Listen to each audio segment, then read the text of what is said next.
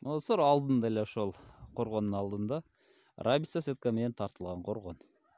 Балким бул жерине мал жерип чыгып кеткен болушу мүмкүн. Эми карап көрөлү. Мынеке. Өтө бош. Мынеке.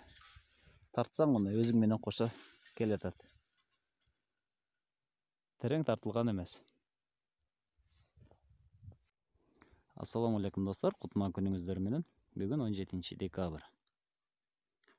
Келечекте бакылайын деп аткан болсоңуздар, анда сөзсүз түрдө коргон жасаш керек эң биринчи. Коргонду ар кандай материалдар менен тосууга болот. Рабица сетка менен, шарнердик сеткалар менен, дуалдар менен, бетон дуалдар менен, лист менен. Эми ар кандай ар ким шартына жараша коргондойт. Тоого жакын жерлерде, мал көп жерлерде сөзсүз түрдө көчөттү жеп койбосун деп, көчөттү сактоо үчүн коргон кылыш керек. Ошон үчүн көчөттүн атасы коргон, энеси суу.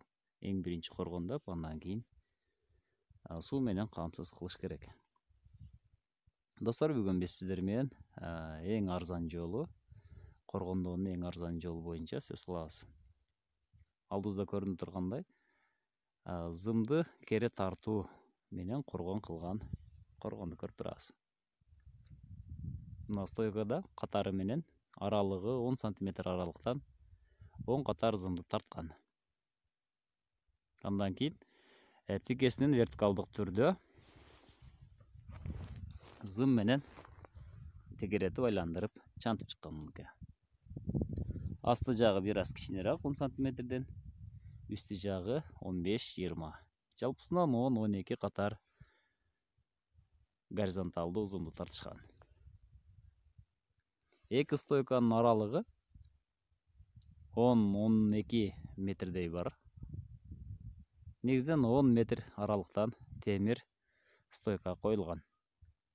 Стойкага жөн гана байлап койгон. Эми зым кандай тартылган? Азыр ушуну көрөбүз. Зымдын тартылышы тереңдиги мынеке. Тамашалап калышат, мал келип асыла турган болсо, малды кайра артка чертип берет же ыргытып берет деп тамашалашып коюшат. Чындыгында бул өтө терең тартылган, зыңк.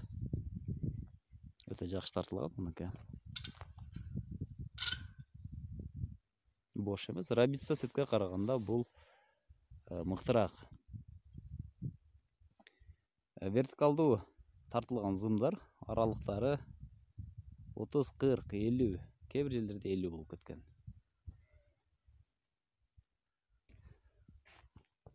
Эң үстүнө колючка тикендүү зым отургузулат. Төрт бурчуна мыкты боевой делинген стойка орнотулат, мынга темирден турба орнотулган.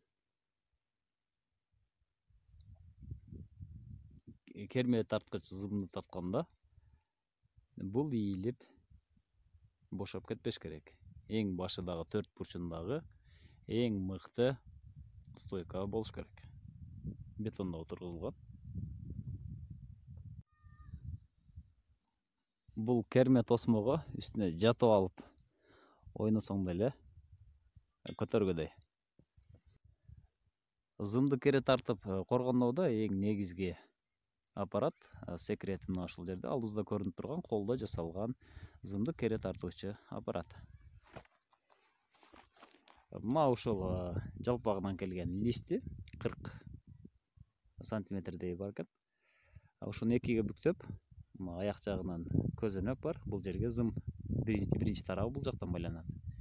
Экинчи тарабы болсо, мына көрүңүздөр, арматур сваркаланган. Мына ушул бөлүккө мынеке тегерекчеге өткөрүп коюлган. Зымды кере тартасың, ушуну менен айландыргандан кийин бул зым өтө терең чыңалып тартылат. Тартылган зымды мына ушундай арматуранын башына көзөнөккө байлап коет. Эгерде зым үзүлүп кетип же бошоп кетип же чечилип кете турган болсо, анда кайра байлап туруп, мына ушул тегерекче менен, ушул аппарат менен Кайра мурдагыдай кылып терең тартып коюлга болот экен. Мына достор, эң негизгиси секрети ушул. Бир жагына зым байланат. Экинчи жакка кергич арматурдун огою орнотулат. Мына достор, бул жагында бу жерде көзөнөгү бар. Бул жерде да көзөнөктөн тешилип зым менен байланган. Эң жөнөкөй экен. Мына достор, өтө жөнөкөй колдо жасалган зым кергич. Мына достор, эң арзан жолуну көрсөтүп атамын. 1 гектар жерди тосуу үчүн 100 килограмм тегерегине зым кетет. Зымдын калыңдыгы 2 мм ашыгыраак. Вертикалдуу тартылган. Бул 1,6, балким 1,4 зым. Диаметр ушундай экен, бул жумшак зымдар. Мына ушундай жол менен сиздер керме тартуу менен тосмо кылсаңыздар болот.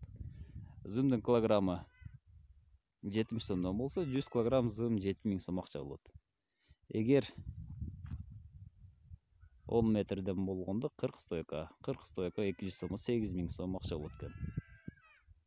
20 000 сом, 30 000 сомго жетпеген акча менен сиздер бак үчүн коргон жасап алсаңыздар болот экен. Мына достор, сиздер менен Бага Сүрө Кыргызстан каналы болду. Эгер бак кылам деп аткан болсоңуздар, ниетиңиздер Кудайым ишке ашырсын. Ниетиңизге жетиңиздер. Мына ушундай жол менен дагы коргон жасоого болот экен. Саламатта туруңуздар.